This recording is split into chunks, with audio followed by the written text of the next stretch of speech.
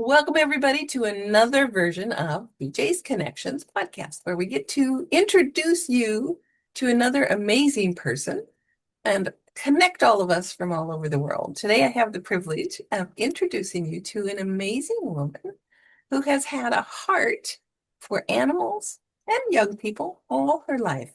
And she's been able to create a business, two businesses. We'll talk about one of them today around her passion. I'd love to introduce you to Misty Hampton, who is a cat behavior consultant, helping you understand why your cat does what it does, and a fear-free trainer. So if you would really love to know, how do I help my cat be more comfortable? Stay tuned. You're going to learn a lot and have some fun. So Misty, welcome to our podcast. Hi, everybody. So happy to be here. So excited to be able to talk about one of the things that I love so much, and that's working with cats and working with their people. Lovely. Well, tell us a little bit about how in the world did you get to this spot? Such a fun question. So, like you had said, I've been passionate about animals my whole life, especially the misunderstood creatures. Um, Early on, when I was a child, my grandma told me that snakes were evil and things like that. And I was like, oh, are they really evil? Or maybe they're just misunderstood. I see a lot of the same things with cats. There's a lot of misunderstandings around them. And when I got my first cat as an adult, we interacted with him in the way that I was raised to interact with cats, because that was just how I thought it was done. Realized that he didn't respond that well. And that made me want to learn more to understand cats better so that I could then help people to understand and relate to their cats better and improve the world for both people and pets. Nice. Nice. So, how did you develop this business and what made you reach into cat consulting and fear-free training? Yeah, Those are that's a pretty great unique. question. That's a great question. I have a background in teaching. I started teaching when I was like 12 years old alongside my grandma at our church. And then I started doing tutoring when I was still in school myself, helping my peers and helping some of and helping some of the younger students, particularly with math. And once I started learning more about cats, I also started to teach at the local homeschool center a class about cat behavior. I saw what a difference that made for young people. And I thought, gosh, I wish more of this good quality information that I sleuthed out through books and webinars was more widely available. So at that point in time, I thought, we just need to be getting more of this information out to the public. I started volunteering at a local cat shelter and eventually became an employee, worked there for a couple of years. And during the course of my time there, I had opportunities to learn a whole lot more through webinars, conferences, and firsthand personal interactions, both with a variety of cats in the shelter and with the foster families and with the adopters, and helping them to understand better and resolve cat behavior challenges. Stay tuned because toward the end of our interview, Misty's going to share with you four of the top things that most people deal with their cats. One of the very first cat behavior consultants who kind of pioneered the industry is Pam Johnson Bennett. She wrote the book Think Like a Cat, and she was an early cat behavior consultant back before it was really even a mainstream thing. And people would be like, wait, you do what? Is that kind of like a therapist for cats? Like, no, no, that's not what it is. I contacted her early on in those days when I was working at the shelter, and I asked her, like, shouldn't we be making more of this information available to the public for free? And she helped me understand that people who are taking the time to pursue further education and become certified in this, in cat behavior through whatever institution, not that it's tightly regulated by any means, but there are institutions that offer certifications to show that people have pursued education and know what they're doing and are dedicated to an ethical approach. So she basically convinced me that these people deserve to make a living. And they've spent years acquiring this knowledge and information, and they put out a lot of free resources to try to help shift the tide and change some of that cultural misunderstanding of cats. But if somebody wants an in-depth consultation, they want in-depth assistance. That's not the kind of thing that we offer for free because we deserve to make a living doing this work that we've done for years. And that helped me understand it better. And it also inspired me to pursue some of those certifications, like the certified cat behavior consultant and the fear-free certified trainer. And the words. And the Pet Professional Guild recently came out with what they call the accredited feline trainer and the accredited feline behavior consultant credentials, which are even more rigorous than the IAABC credentials, because the IAABC credentials is only a written test and it is pretty thorough, but it's only written. The PPG one includes practical video to demonstrate your skills, to show that you actually do know what you're doing. And just like taking a driving test at the DMV, if all it was a written test, would you really want that person to have a driver's license? So I really respect this PPG credential and intend to pursue that next because it shows the dedication to the profession as well as demonstrating your proficiency, that you know what you're doing and you can help make a difference. Sounds like you had to work through what a lot of people call the imposter syndrome. Do I deserve to be paid for what I know? And you kind of got through that in a pretty good hurry.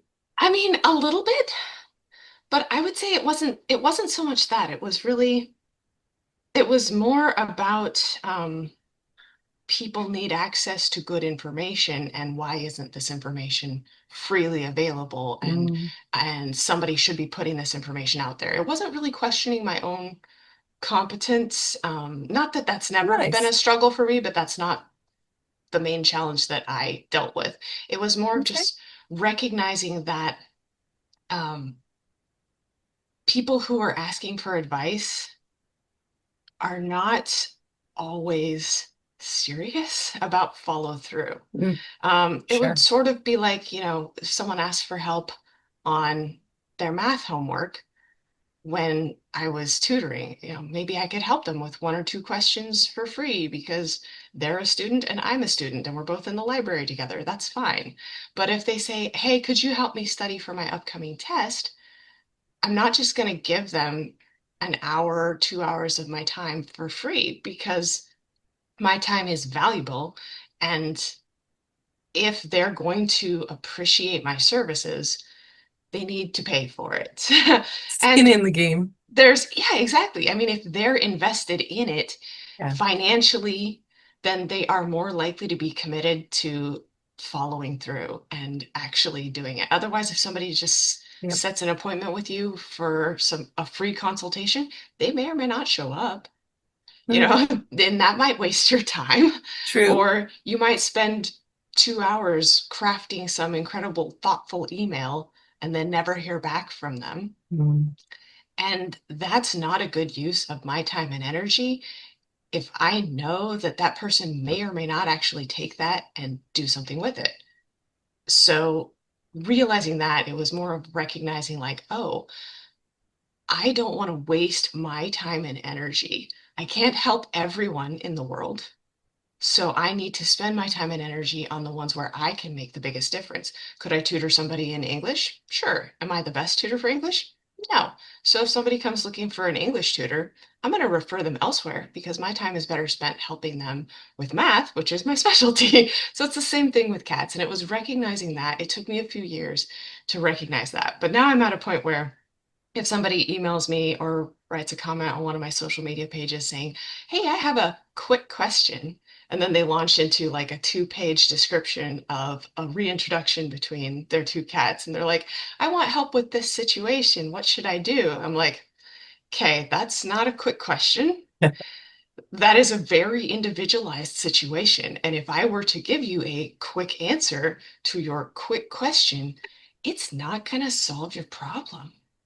The best answer I can give you is every situation is individual and is unique. And that's why we have professionals.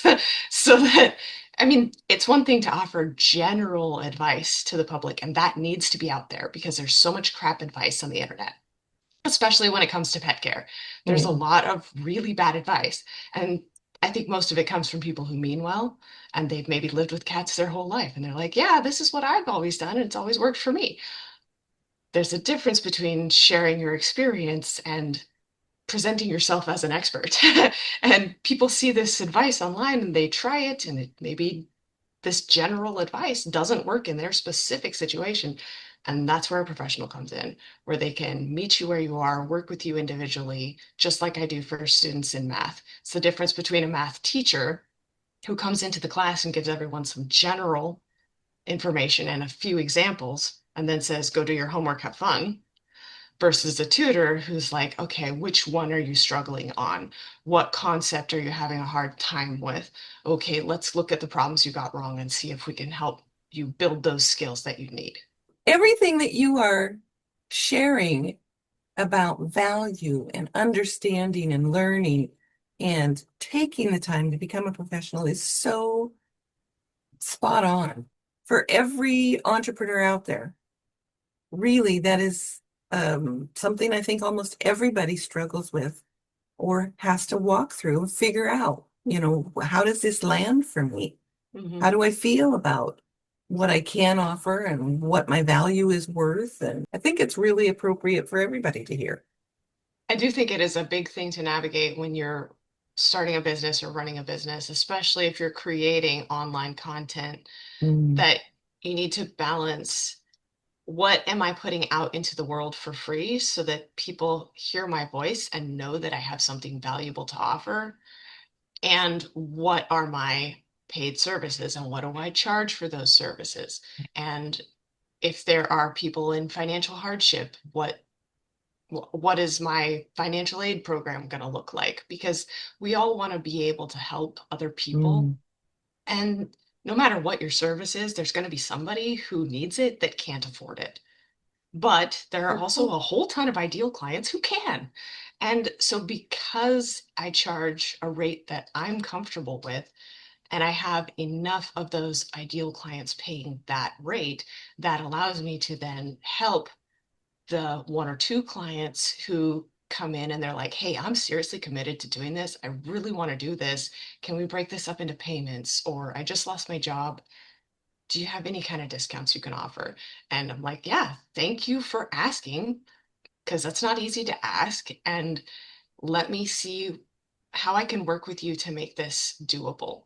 I think it's still important that they pay something for the service, because that way, again, they're invested in that outcome. So I don't just give it away for free to whoever seems like they might need it or want it. But because I'm charging what I do for my ideal clients, I'm able to help out some of those ideal clients in less than ideal situations that can't otherwise afford my service. And that makes me feel good. Yeah. So and that's what it comes down to at the end of the day is like you need to charge a number that feels good for Mm. you so that you're not resenting the fact that you're doing it at that price. If you're doing it at a low price to try to get more clients, at the end of the day, you're not going to be happy because you're not satisfied with the amount that you're charging, and that's going to make you resent your clients. And then Ooh, that's not going to set up a good relationship. So you need to charge a number that when you get a client, you're like, yes, I'm so excited to work with this person. And also, I get to pay the bills this month. Yay. I feel comfortable. I'm excited about this. So you need to charge a number that you're happy with. And that's going to vary for everybody. Nobody can tell sure. you what that number is. A, because we're all in different industries, B, we're in different regions, and C, we're all different levels and different comfort zones with our finances. So, so many different factors go into that. But I think what's really important is you need to set your rate so that it's going to attract your ideal clients. And your ideal clients are, at least for me, they're not the people who are looking for a bargain. They are not the people who are looking for the cheapest cat behavior consultant they can find. They are the people who want someone qualified. And if you're the cheapest one out there, that doesn't communicate, I am qualified, I am competent, I know what I'm doing, and I can help you. If your rate is the lowest one out there, that communicates like, I'm just getting started in my business and I'm pricing my services accordingly, which if that's where you're at, that is fine. But that's not where I'm at after having done this for a few years. I'm at a place where I want to be attracting those people who are like, I want the expert on cooperative care. I want the expert on cat reintroductions. Oh, look, this person specializes in this. I'm going to go to this person. Their rate is a bit higher, but I feel confident that this is something they can help me with. Okay, so I want to recap because really you shared some very valuable things for every entrepreneur, and I appreciate it. I love that you took the time to decide what type of education, certification, experience you wanted so that you felt really confident in what you had to offer and what you were going to charge. I love that. I love that you know your ideal client. I think that is so powerful. You know how to communicate to your ideal client because you're speaking to their pain points Mhm. and you have a heart for them. And you know that your ideal client is going to invest with you Mhm. to make the situation better for themselves and for their animal. Yes, absolutely. Okay, that It's a good is recap. so great. Oh my gosh. Okay, so for those that have cats or they know somebody who has a cat or kitties and that person complains about certain things the cat might do, what are some of the things that you hear that are really common for cat and kitty owners that they get frustrated with and Yeah. maybe don't have Mhm. the right tools or the fear-free type of tools training to help create a better atmosphere for them and Mhm. their pets? So the number one thing that people like to come to me with is house soiling or litter box Okay. cases. And I like finding creative solutions together. Okay. We can always find a win-win as long as the person is willing to accept that there could be some compromise. The next thing that I really love working on is reintroductions. So oftentimes people will have multiple cats in their home and they don't get along well. And it's very stressful for everyone because the cats are fighting, they might hurt each other. The people feel like they have to constantly be on high alert, supervising them, separating them. And as long as people have realistic expectations about the time that it takes, I love working on reintroductions. I like a challenge, and there's every situation is unique. Usually we can find a way for those cats to coexist. Sometimes the answer that we eventually find is that one of those cats goes to live with a dear family friend. And that can be a happy ending too, because all the cats are having better welfare. But the majority of the time, we can find a way for them to live together peacefully. Then I would say cooperative care, which is all about being able to get your cat to voluntarily participate in their care, as in voluntarily go into the carrier, voluntarily take medication so you don't have to shove it down their throat. Wow. All of these things can be so much less stressful, and it does take time to train them. It's an investment in the beginning, but once you have that, you've built a relationship on trust, and then everything is easier for the rest of that cat's life. If instead you take the approach of like, let's just get it over with, it's easy enough to hold down the kitten with a towel and give them the vaccine. If you do that when the cat is a kitten, when they are 16, they'll be impossible to handle. Mhm. It's going to get worse every time that they go to the vet. They're going to get a traumatic experience. It's going to be scary. It's going to be stressful. They're going to shred you every time you try to put them in the carrier. You're going to have to reschedule 3 or 4 times. Why not put the work in on the front end to develop a trusting relationship with them so that when you do need to do some of those unpleasant procedures, that the cat can rebound from those and they have trust in you to make it happen. I was able to train my cats to get vaccines voluntarily, Wow. and they know that the pinch is coming, they know that the poke is coming, and they eat treats throughout, and they're like, yeah, this is fine, this is just part of the procedure, and it's all doable. I didn't get some fancy degree in cat training. Anybody can do cooperative care. Nice. So that's a really big one once people realize it can be done without a struggle. And the final one is petting induced aggression. And that's where you're petting your cat and seemingly out of nowhere, they whip around and bite you. And that happens because people have inappropriate expectations of how to interact with cats. um, Even most people don't like to be constantly stroked or touched. That's very overstimulating. So once we learn Interesting. how to interact with our cats and how to understand their body language, we can actually develop a way to understand each other and communicate with each other and have interactions that are appropriate from the cat's point of view and enjoyable for you. Now, if you want something that you can pet when and where you want, however you want, you should get a stuffed animal. But if you're open to learning what the cat's body language is communicating, you can develop a better relationship with them and you can avoid getting bitten and have those interactions be more satisfying for both of you. So those are the things I like to work on is house soiling, reintroductions, cooperative care, and petting induced aggression. What a lot of great information, I'm really. long-winded, that's what that is. No, and each situation is a little different, but on the same thought, they're not different. There's so Mhm. many things that people talk about, and there are all these little elements that we wouldn't necessarily think about. So let me ask you this. First of all, where can someone connect with you? Where can someone Mhm. reach out and find you? Yeah. So if they want to connect with me, I have a website. It's fellowcreaturespets.com. That's where they can find out a little bit about my services and they can schedule a meet and greet to talk about what's going on with their cat and figure out if a service package is going to be appropriate choice in their situation. I also have a Facebook page, and that's where I post a lot of fun content and links to my YouTube videos. And people can find my content and information primarily is on YouTube. Okay. All right. And who is an ideal client for you?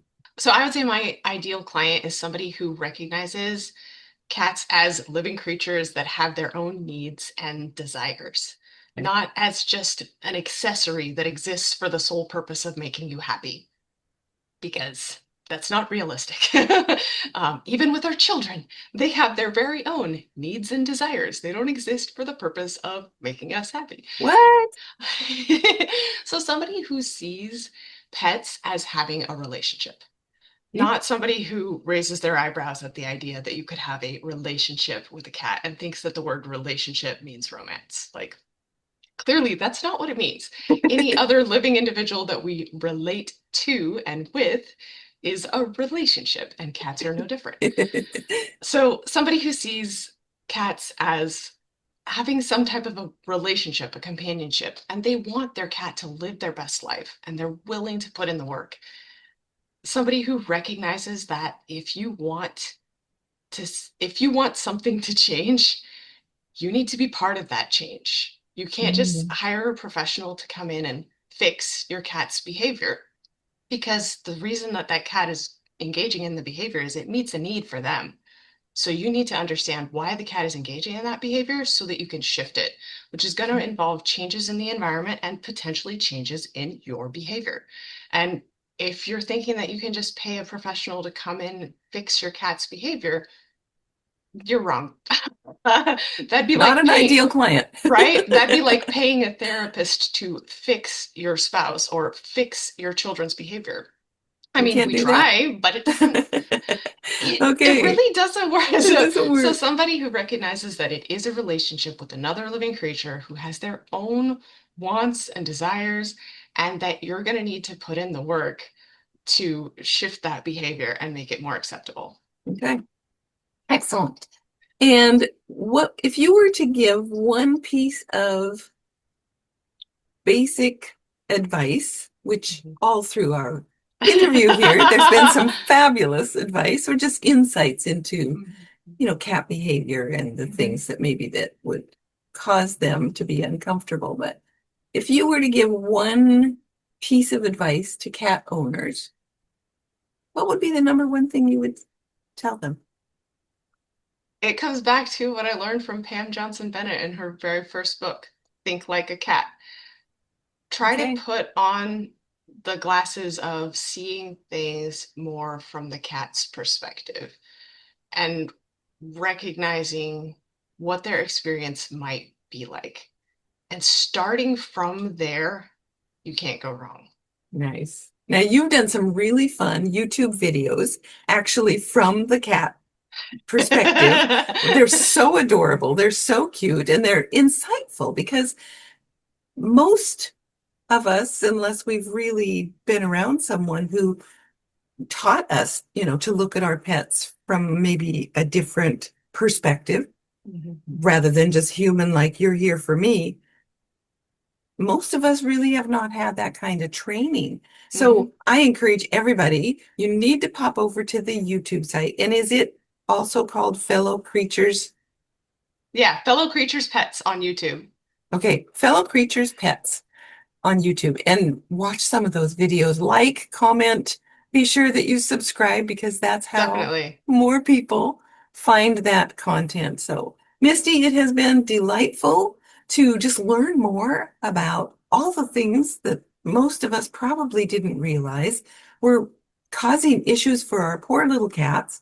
And thank you for being such an amazing, qualified resource that people can reach out to when they want to create a wonderful home environment for themselves and for their pets. So we appreciate Yeah. having you here. We appreciate that you're sharing it with the world. Everyone, be sure that you reach out and connect with Misty if you are that ideal client who has a cat and you would love to create a beautiful environment that they thrive in and that you thrive in. So thanks again for Yeah. being with us, and we'll see you on the next podcast.